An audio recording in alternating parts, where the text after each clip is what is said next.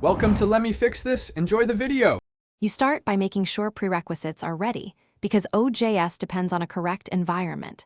First, confirm PHP database and web server versions. This prevents failures later.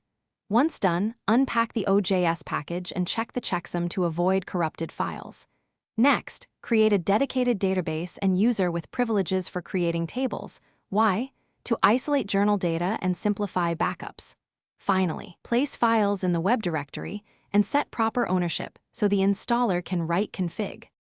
You proceed to the installer, open the web installer, and enter the database credentials you created.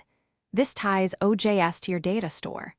Then configure the base URL and file storage locations so uploads resolve correctly, and set the system time zone so scheduled tasks run predictably.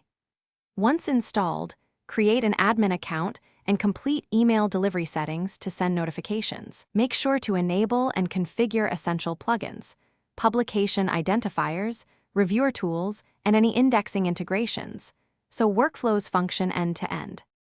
You finish by creating your first journal and defining roles, editor, reviewer, author, so people can act immediately. Then customize workflow steps and test a full submission through review to publication to verify notifications and file conversions work.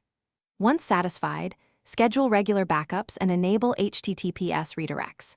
If something breaks, check logs, PHP, web server, and OJS error log to pinpoint causes. Clear the OJS cache and rerun scheduled tasks. This often resolves permission or timing issues without major changes. Thanks for watching. If you found this helpful, don't forget to like and subscribe.